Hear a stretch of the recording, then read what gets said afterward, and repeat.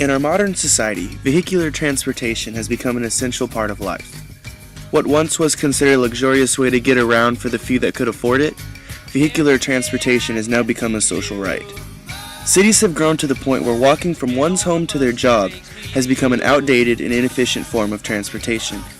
The modern American worker works long hours of exhausting and mundane work, and to be forced to walk an hour or two home just to sleep or to spend time with their family comes off as unjust.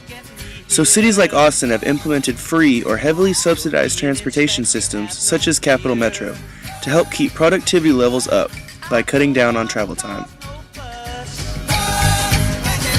But can I buy your magic bus?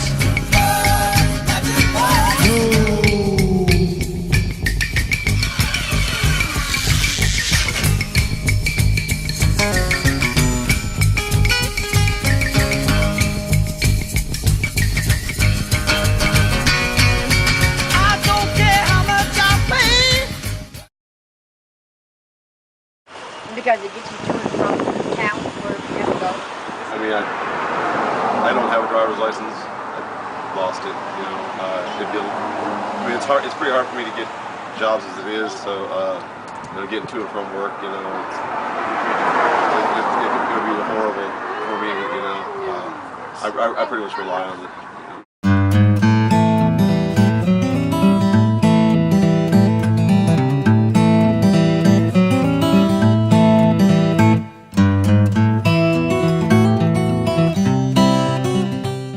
What we do at Capital Metro is we provide public transportation for the entire community.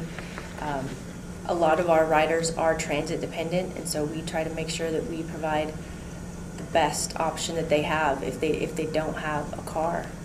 So, if we can stay out of accidents and we can not have complaints, then nobody's going to be messing with our jobs. So that's it. Those are probably our priorities. What we're trying to do is not only provide transit for the people who depend on us, but also to the people who have the choice to ride in a car, to drive a car. We try to offer as many options as we can for all people in the community. I've hit a lot of people that are riding the bus that just don't have cars, or for some reason maybe they lost their driving privileges or for whatever reasons.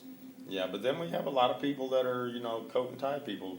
Those are the flyers we have, like the Oak Hill and the different outlying areas like Leander. Mm-hmm. They just want the convenience of riding the bus in there and leaving their car at home, and it works for them.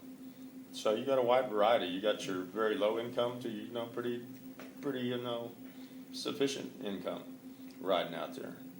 I don't think you have anybody in the $1 million bracket riding our buses trying to get. I don't think they're really going for top-notch, quality, the top quality transportation, because they're always concerned about the budget and how much money they're spending. They're trying to get adequate transportation for the, for the people. Yeah. Single ride is $1 on the bus, and a day pass is $2. Day pass is unlimited rides for 24 hours. And then, of course, we also have express service, which comes from the outlying areas into the downtown area. That's a little bit higher. We have rail service now as well, which has a little bit of a different fare structure. We're also actually in the process of changing our fare structure to make it more simplified, easier to understand, really just having 3 basic categories of fares so that people can just understand it a lot easier and know what they need to buy to get it. You may have to pay a little, but it's worth it.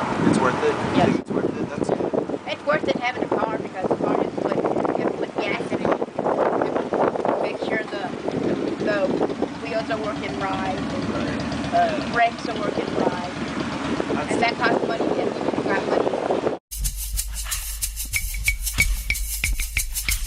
We have a child care center for our employees and our contractors, and then recently it's been open to the community. So it's basically a child care center right across the street. Who provides? I didn't even know that there's a child care facility. You didn't? Okay. All right. We let them come a little closer at a time.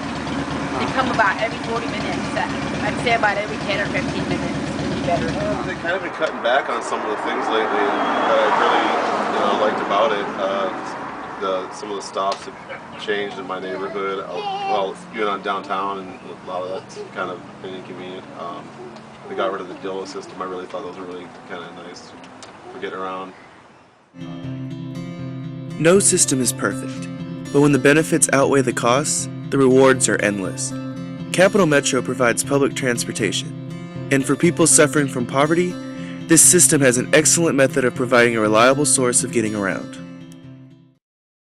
Big problem for a lot of people because so many people depend on our service to get to and from their job every day, to go grocery shopping, to just get around.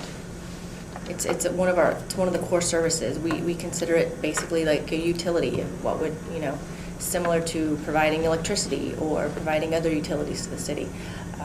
We provide transportation, which is one of the number one priorities people need in their lives. Well, I'd have to walk.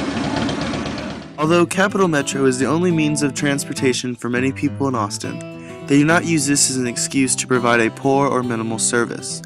Since its creation in 1985, Cap Metro has provided for the people of Austin. So whether assisting those in poverty or those commuting to work, the public transportation system is a method that continually improves and works to benefit the community.